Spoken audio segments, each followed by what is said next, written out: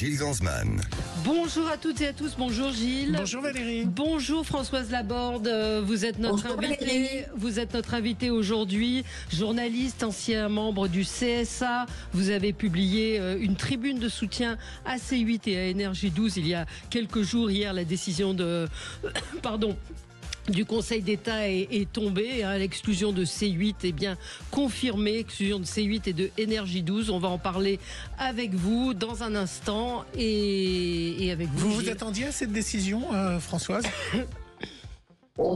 C'était sans surprise. En plus, quand on a vu les termes du rapporteur, qui était quand même très très très sévère, il n'y avait pas de surprise. Mais on connaît la personnalité du rapporteur du Conseil d'État qui a instruit cette affaire et on n'est pas très surpris qu'il était violemment contre l'idée de maintenir la fréquence TNT de C8 et Énergie 12. Mais alors pourquoi la chaîne, pourquoi cette décision? Est-ce qu'il y a une explication claire? Moi j'ai posé la question autour de moi, est-ce que vous savez pourquoi la chaîne a perdu sa fréquence? Pourquoi Énergie 12 et C8, dans un ordre d'idées différent, ont perdu leur fréquence?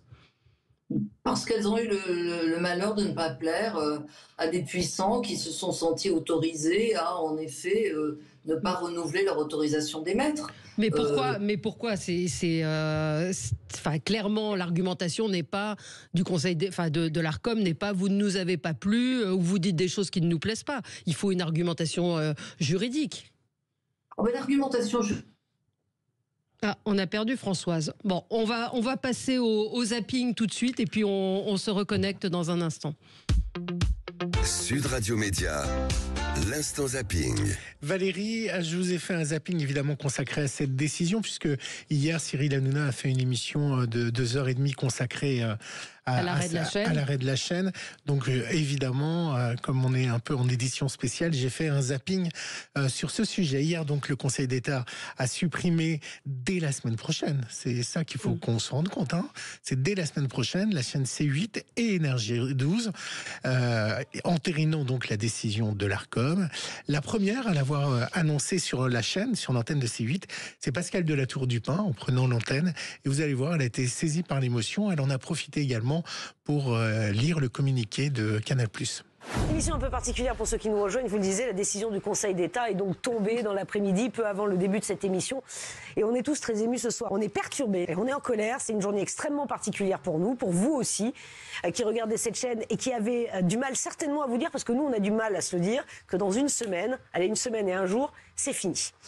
Voilà, donc on est ému. Le public est là ce soir, fidèle au poste. Merci d'être là. Merci vous téléspectateurs d'être là. Je voudrais vous lire le communiqué du groupe Canal. Le groupe Canal+ déplore vivement la décision du Conseil d'État de rejeter le recours de C8. C'est le communiqué de presse qui a été publié par le groupe tout à l'heure.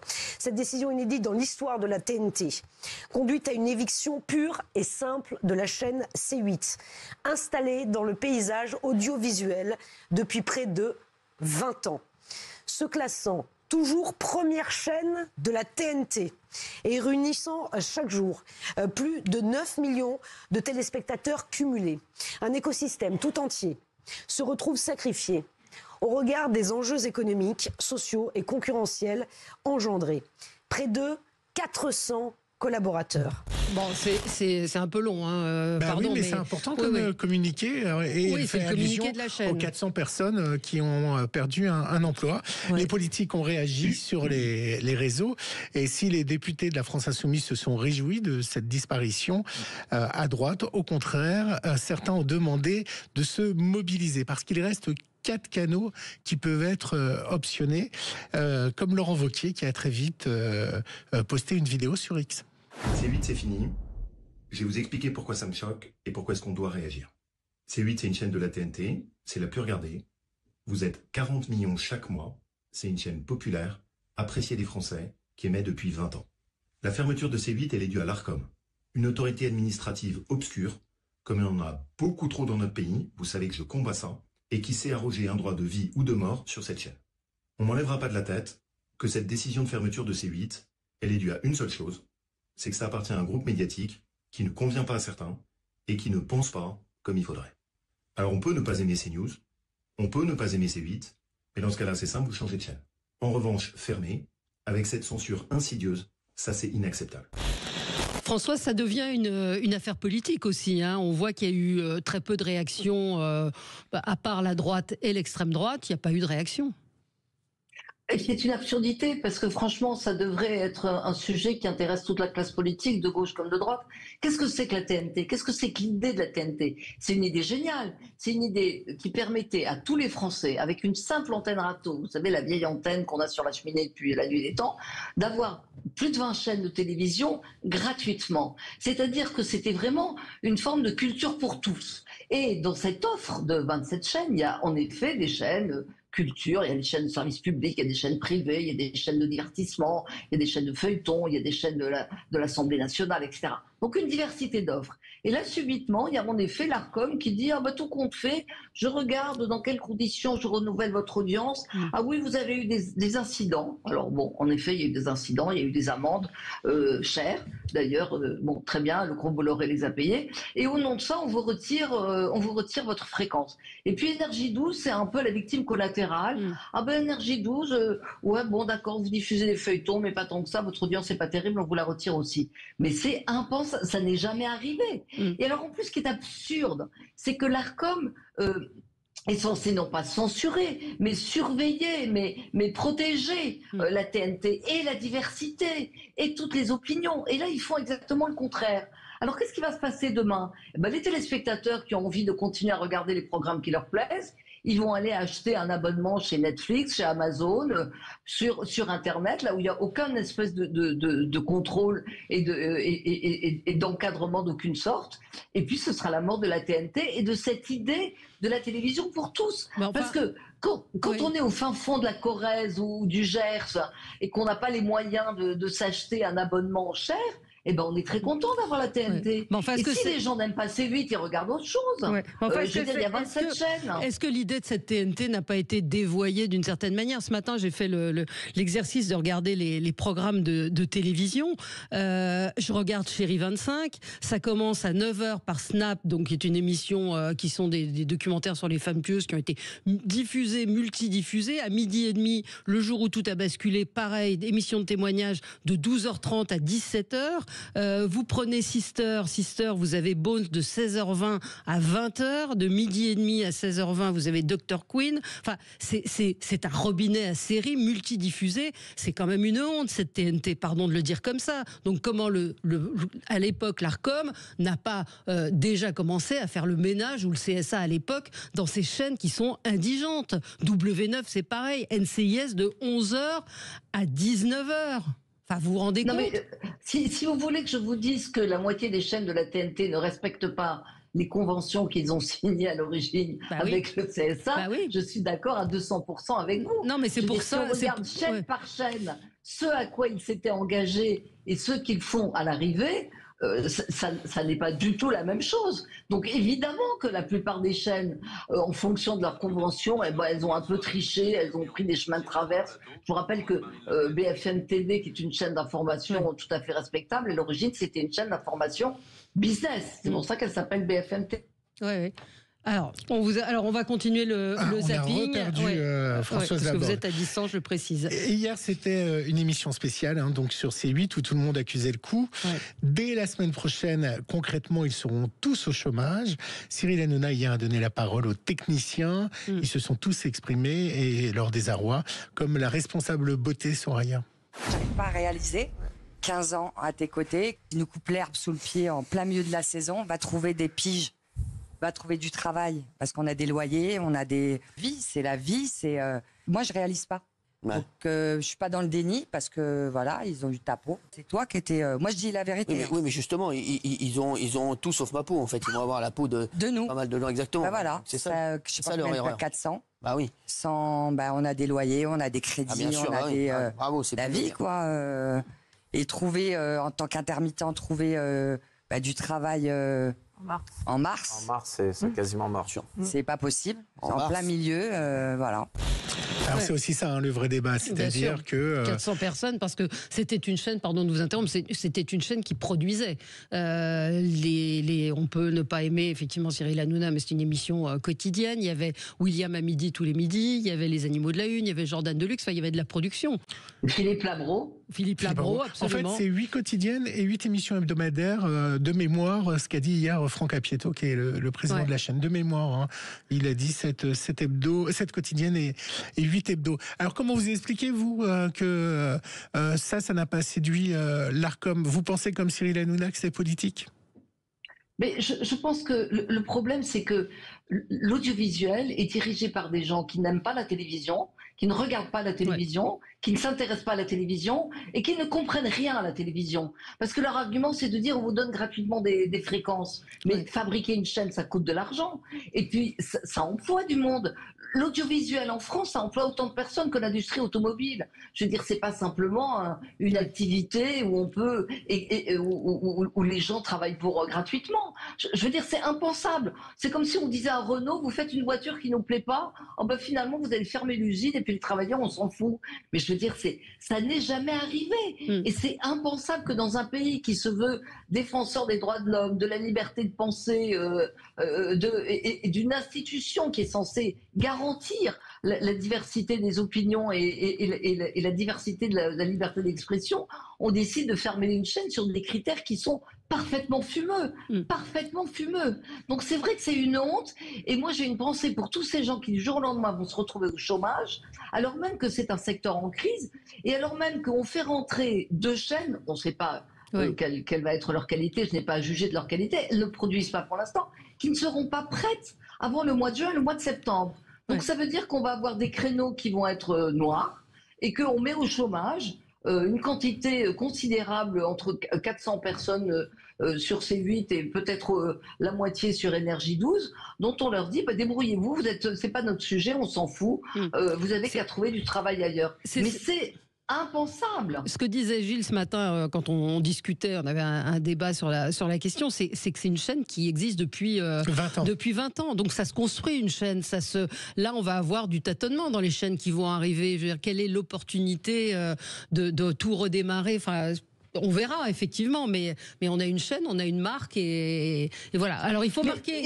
Et puis surtout, ça va inciter le téléspectateur, encore une fois, à migrer vers d'autres sources, c'est-à-dire à aller s'abonner ailleurs, c'est-à-dire tout ce qu'on dit toujours, c'est-à-dire n'allez pas sur Internet, attention aux fake news, faites attention, etc. Il y avait sur la TNT une forme de garantie, c'est-à-dire qu'en effet, même s'il y a des dérapages, je ne dis pas qu'il n'y en a pas eu, mais de temps en temps on dit attention, ça c'est pas bien. Ailleurs, il n'y a aucun contrôle. Ailleurs, c'est la jungle.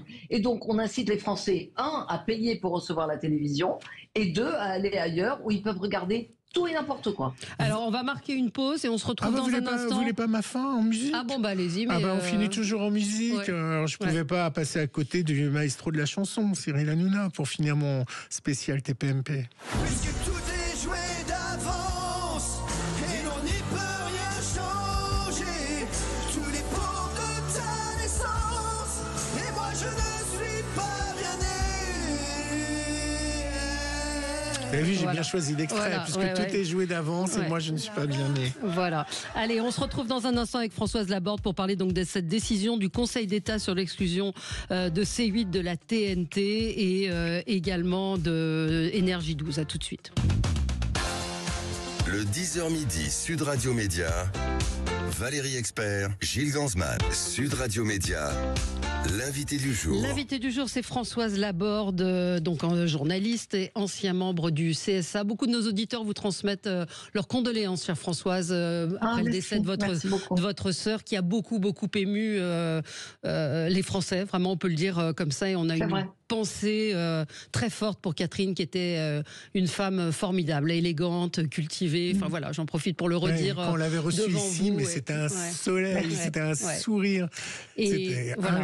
une femme incroyable. Elle n'est pas oubliée, elle ne sera pas oubliée. Donc Françoise Laborde ce matin, c'est en tant qu'ancien membre du CSA, journaliste que nous vous recevons. Vous avez signé une tribune aux côtés de Renaud Dutreil pour contester la décision du Conseil d'État sur l'exclusion de C8 et de la TNT. Vous le liez à la liberté d'expression. Je ne sais pas si vous avez vu ce matin l'éditorial de Patrick Cohen sur France Inter, qui est une charge contre C8 en disant on ne peut pas tout dire, on ne peut pas laisser dire n'importe quoi, laisser dénigrer des gens, laisser s'attaquer à la réputation.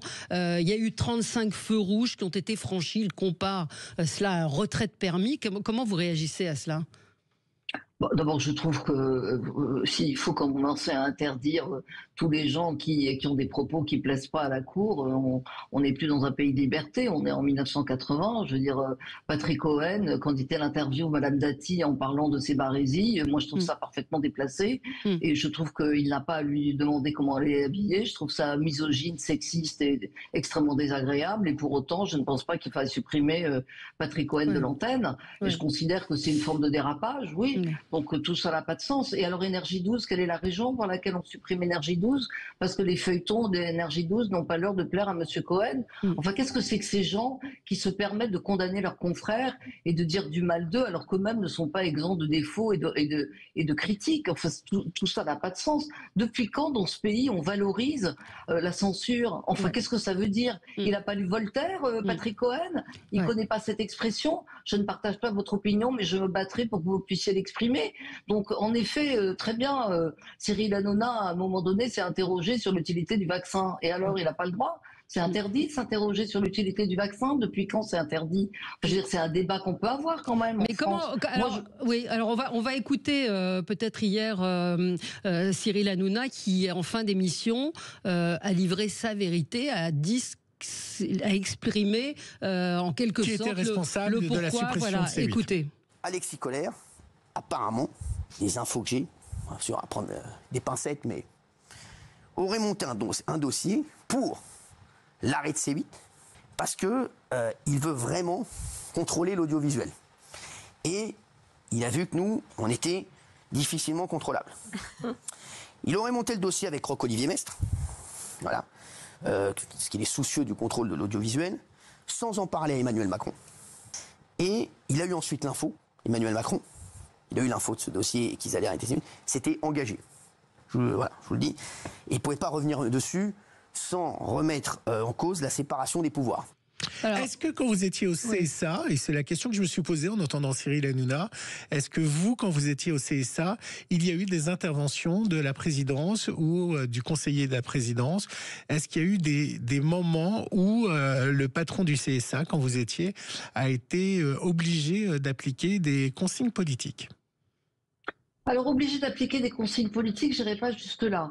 Mais il y a une tradition en France qui fait que les hauts fonctionnaires sont plus ou moins... Enfin, aujourd'hui, peut-être que ce n'était pas le cas avant, mais aujourd'hui, les hauts fonctionnaires, ils sont ravis quand ils sont invités à une réunion à l'Élysée ou invités à une réunion rue de Vallon au ministère de la Culture. Est-ce qu'on leur donne des consignes strictes en disant celui-là oui, celui-là non ? C'est possible. Moi, j'ai jamais eu l'écho direct de ça, mais je vois bien dans les comportements, en effet, de certains patrons du CSA qu'ils étaient en effet plus ou moins influencés.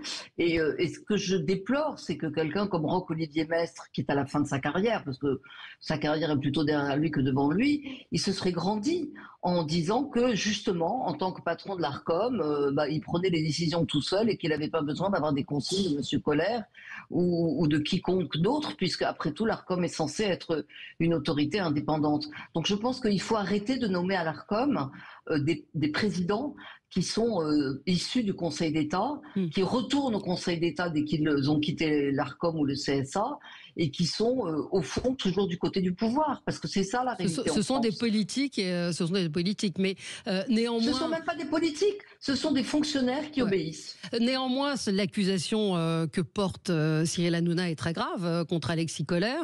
Je pense qu'il y a même matière à porter plainte de la part d'Alexis Colère. Est-ce qu'on peut imaginer Alexis Kohler, donc dans un coin de bureau avec le président de l'Arcom, bidouiller un dossier pour faire tomber la chaîne. Est-ce que ça vous paraît plausible et possible? Je veux dire, l'Arcom, vous avez été au CSA, il y a des conseillers, il n'est pas tout seul le président du CSA. On n'est pas, contrairement à ce que disent certains, dans une dictature.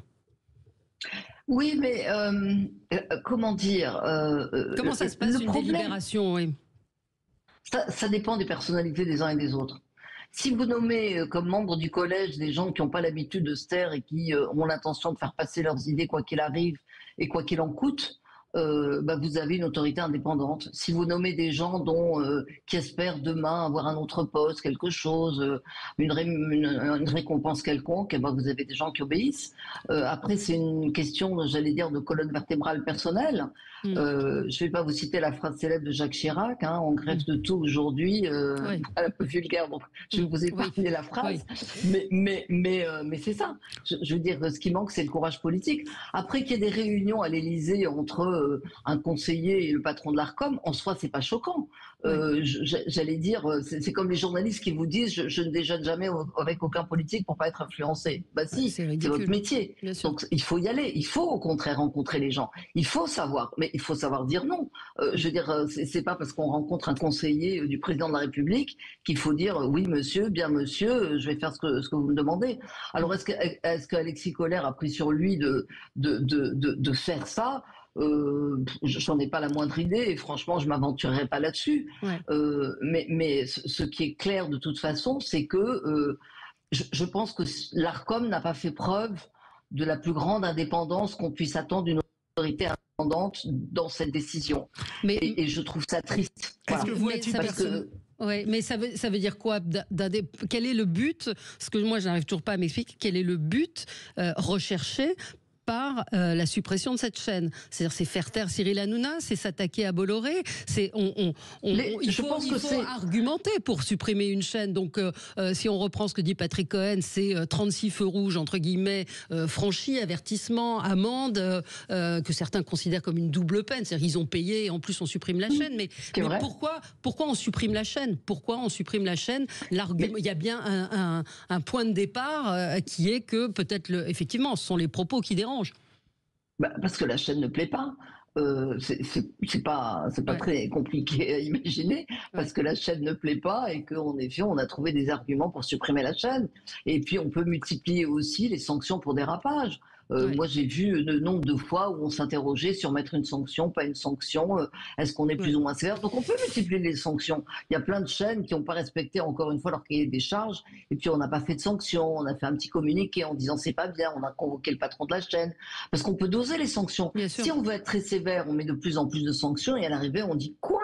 Vous avez eu 30 sanctions, mais c'est énorme, c'est pas bien. Mais il y en a d'autres qui ont fait à peu près des dérapages comparables et qui ont eu une sorte de petit rappel au règlement. Mais c'est comme la justice française. Vous savez, entre le rappel à la loi, la condamnation avec sursis, avec pas sursis, parfois c'est un peu, en fonction de l'air du temps et de la tête du client. Là, c'est typiquement ce qui est en train de se passer. Est-ce que l'Arcom sert à quelque chose? Est-ce que le CSA servait à quelque chose? Est-ce que, comme le souhaitait Laurent Wauquiez, il faut supprimer cette instance?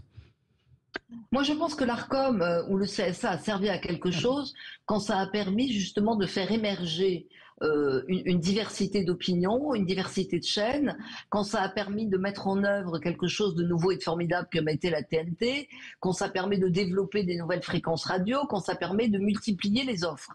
Mais sur le fond, si ça devient un organe de censure, non. Franchement, non. Moi, quand j'étais au CSA, mon truc, c'était de dire on n'est pas un organe de censure, on est un organe de règlement, on surveille. Moi, je m'occupais de la protection des mineurs, jamais j'ai censuré un programme a priori. Je censurais a posteriori. Quand il y a eu des dérapages, il y en a eu des dérapages sur les premières émissions quand on enfermait tout le monde dans une télé-réalité. Mais j'allais dire, on essayait de dialoguer parce que le but, c'est quand même de faire améliorer les choses. C'est plus intéressant de dialoguer avec quelqu'un en disant, écoutez, franchement, faites un effort, ça ne va pas continuer comme ça. et il faut faire évoluer la chose que de dire à un moment donné, c'est très bien, c'est terminé, on met 400 personnes au chômage. Je veux dire, depuis quand on arrête ça? Et je trouve que cette façon de considérer qu'on doit tout normer, on doit mettre des normes sur tout et qu'il n'y a aucune marge d'amélioration, mais c'est tellement désespérant et c'est tellement représentatif de l'état d'esprit du pays aujourd'hui. C'est-à-dire que soit tu es mon ami et tu partages mon point de vue et je t'adore, soit tu es mon ennemi et je ne partage pas ton point de vue, tu es mon ennemi et je veux que tu te taises. Mais on est et c'est ça qui est terrible. On est d'accord qu'on ne peut pas tout dire non plus. Mais évidemment qu'on ne peut pas tout dire. Mais j'allais dire que entre le débat du café du commerce, où en effet on dit tout et n'importe quoi, et le débat à la télévision, il y a une marge. Donc il est normal en effet d'avoir une instance qui régule et qui dit attention, là vous allez trop loin, ça vous pouvez pas le faire, les insultes vous pouvez pas le faire. Moi la première je l'ai fait.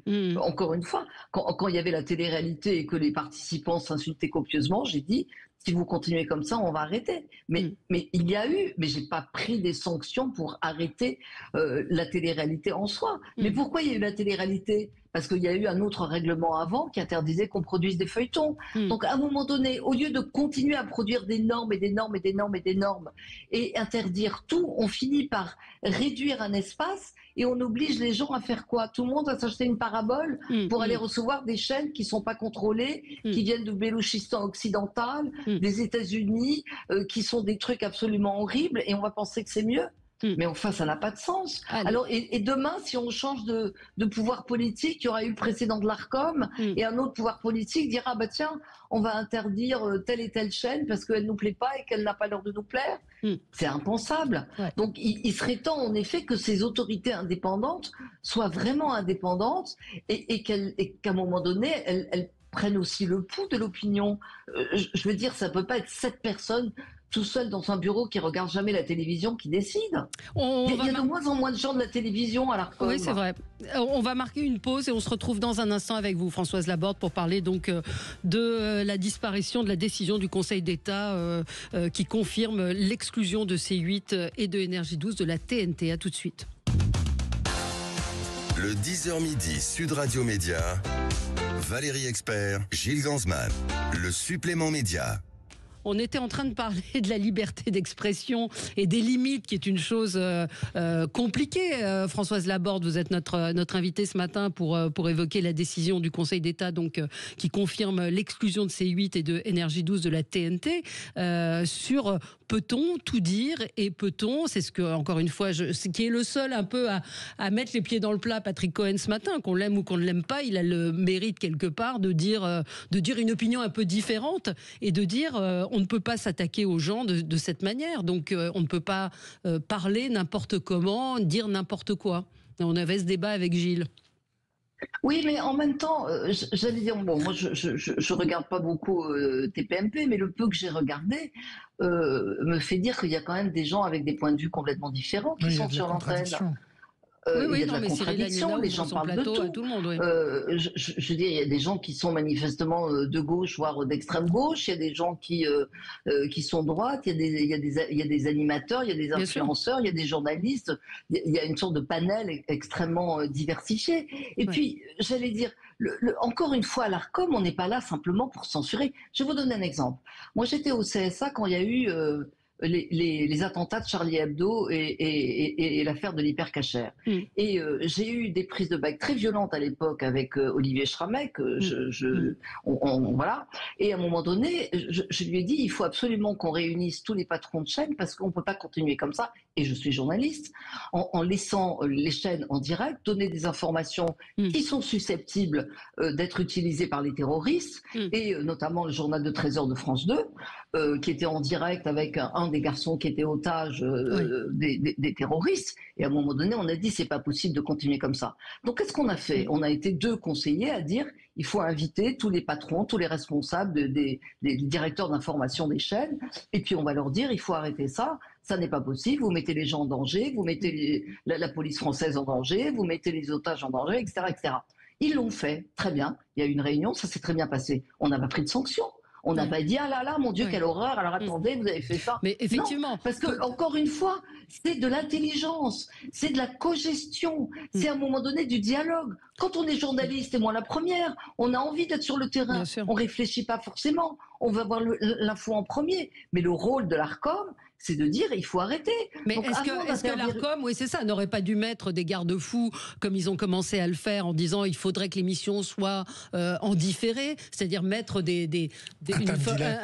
en fait mettre des garde-fous sans aller jusqu'à la suppression de la chaîne, encore une fois, qui est la 5e chaîne de 3,1% de part de marché, première chaîne de la TNT. Première chaîne de la TNT, enfin qui est quand même une aberration sur le fond de supprimer cette chaîne qui fonctionne. En 2,7 millions hier, encore un carton d'audience. C'est une aberration parce que ça ne pénalise que les Français qui ont bien le droit de regarder une émission qui leur plaît. Et qui zappent si ça leur plaît pas. Voilà. Et ça pénalise des gens qui travaillent pour cette chaîne. Et ça pénalise. Mais vous savez, moi, quand j'étais au CSA, j'ai vu une bagarre sans nom pour savoir si LCI devait passer en clair ou pas. Ouais. Et il y avait un certain nombre de conseillers qui pensaient que non, il fallait que LCI reste encrypté, c'est-à-dire n'ait pas accès au grand public. Voilà. Pourquoi est-ce qu'ils faisaient ça? Quelles étaient leurs idées derrière la tête? Je préfère pas le savoir. Mais je veux dire, à un moment donné, c'était aussi une forme de censure. Pourquoi est-ce qu'LCI n'avait pas droit à être diffusé en clair comme tout le monde? Donc, il y a toujours des arrière-pensées. Parce que, alors on peut dire après, ah oui, mais LCI, c'est le gros Bouygues. Alors le gros Bouygues et puis les autres, ils veulent leur chaîne. Donc voilà, on sait qu'il y a des concurrences entre chaînes.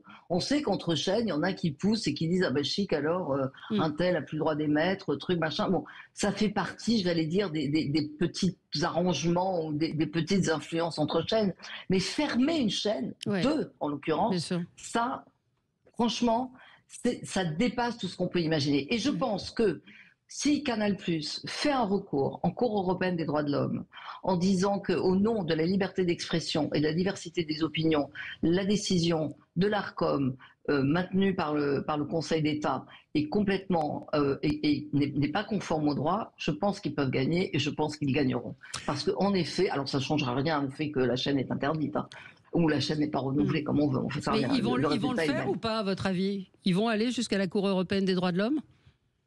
Je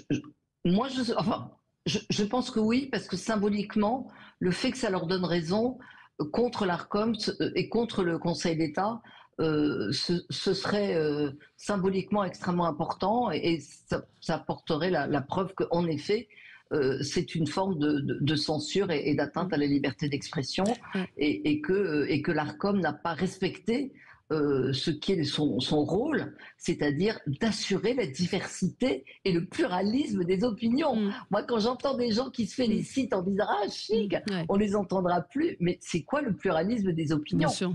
Non, mais c'est effectivement... Puis l'écran noir que vous évoquiez tout à l'heure, c'est-à-dire que là aussi, le truc ubuesque, c'est que la chaîne va disparaître, enfin les deux chaînes vont disparaître à la fin du mois de février, et que les autres chaînes ne seront pas prêtes avant septembre. Donc il y a un moment, il y a un manque de pragmatisme et de réalité qui est absolument dingue. Et moi, j'avais lu une interview du patron d'Ouest France qui disait « Ah oui, il y a eu un appel à candidature, on a candidaté. » Un peu genre, tiens, puis on a gagné, on a un peu gagné au loto, quoi.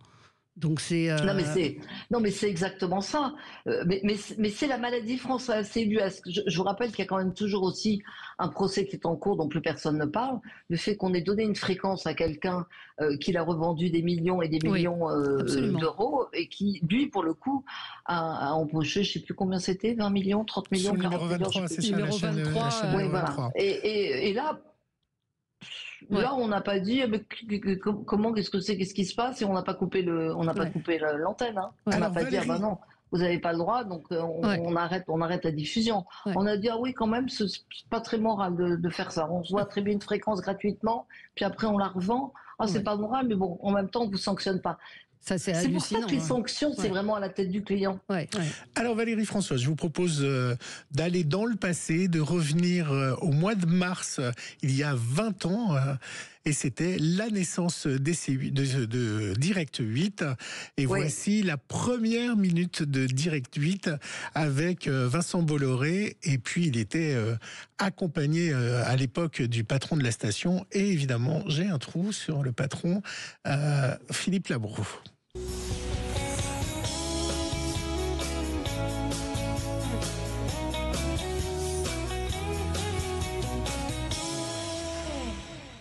Bonsoir, bienvenue sur Direct 8. Bonsoir, bienvenue sur Direct 8. Vincent Bolloré. Philippe Labro, nous sommes très heureux de vous accueillir ce soir. Cela fait 20 ans, en France, qu'il n'y avait pas eu de nouvelle chaîne gratuite.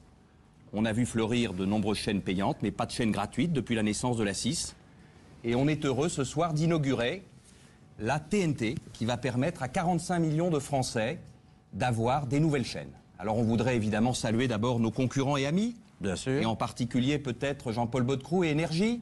Oui. On est content de commencer avec lui ce soir. Il avait été un des premiers avec les radios libres. Ouais. Et Jean-Paul, bonne chance à toi. Je sais que ta chaîne commence en même temps que la nôtre. C'est incroyable d'entendre ce son où ils sont nés en même temps et ils partent en même temps. Ouais. C'est incroyable, je trouve, ce son. Et une pensée pour Myriam Salehi, qui est la patronne de Énergie 12 et qui s'est battue comme une lionne, et évidemment pour Jean-Paul Baudecroux qui n'a pas démérité et qui se voit en effet sanctionné de la sorte. Je voudrais aussi rajouter un truc. Alors, pour tous les gens qui trouvent que Cyril Hanouna est un personnage odieux et que c'est bien fait pour lui, d'abord, je pense qu'il va rebondir parce que il y a suffisamment de créneaux, si je puis dire, sur les chaînes du groupe Bolloré pour qu'il puisse rebondir. Donc, c'est tous les autres qui vont être punis, si je puis dire, à commencer par Philippe Labro, qui avait encore une émission sur C8, Jordan Deluxe, William Lémergie, enfin bref, tous les autres. Et les 350 personnes qui travaillent pour le... Et les 400 salariés de la chaîne. Et puis l'autre chose, c'est qu'on aime ou qu'on n'aime pas Cyril Hanouna, il a quand même inventé quelque chose en télévision. Ce côté... il a intégré Internet à la télévision. C'est-à-dire qu'avant, il y avait l'univers des fans d'Internet et puis la télévision. Et lui, il a géré sa communauté de fans comme des téléspectateurs. Et il a créé une proximité avec eux. Et ça n'existait pas avant. Nous, les journalistes, moi quand j'étais à la télévision, on regardait vaguement ce qu'on faisait comme audience, mais je veux dire, on n'avait pas une proximité, on ne parlait pas directement.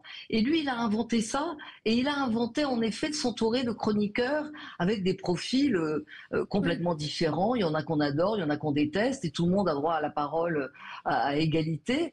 Et je trouve que c'est intéressant de s'interroger là-dessus, et ça aurait été intéressant de voir comment ça évolue et de le faire évoluer au lieu de dire maintenant non.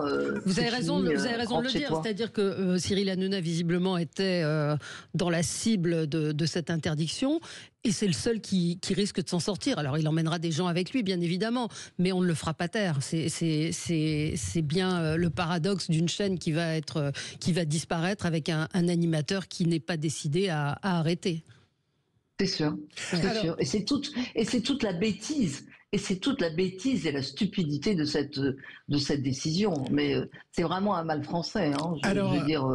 Un futur... quand je pense que c'est la génération qui avait inventé « il est interdit d'interdire », je rappelle ça à Patrick Cohen pour mémoire.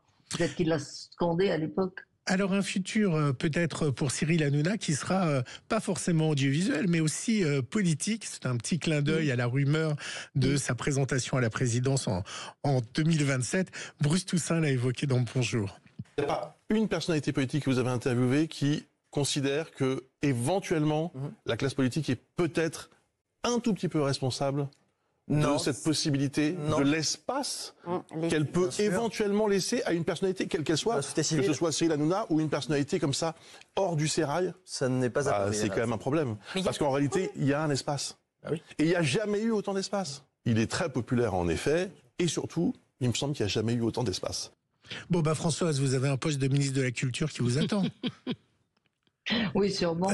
Non, mais je veux dire, la candidature mais rappelez-vous Coluche, voilà, ça avait été à un moment donné un caillou dans la chaussure de tous ces hommes politiques et c'était un grain de folie dans une campagne électorale. Je ne sais pas s'il le fera, j'en ai pas la moindre idée et je suis. Je fais parler dans Landerneau. Voilà. Oui, absolument. Merci d'avoir été avec nous ce matin, Françoise Laborde, journaliste, ancien membre du CSA, pour parler donc de l'arrêt définitif de C8 et de Énergie 12. Faut pas oublier Énergie 12 dans l'histoire.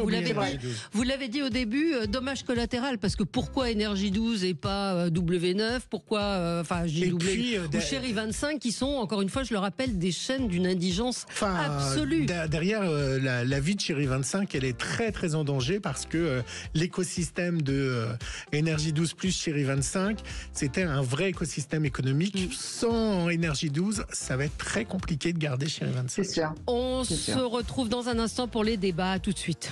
Merci François. Sud Radio, votre attention est notre plus belle récompense.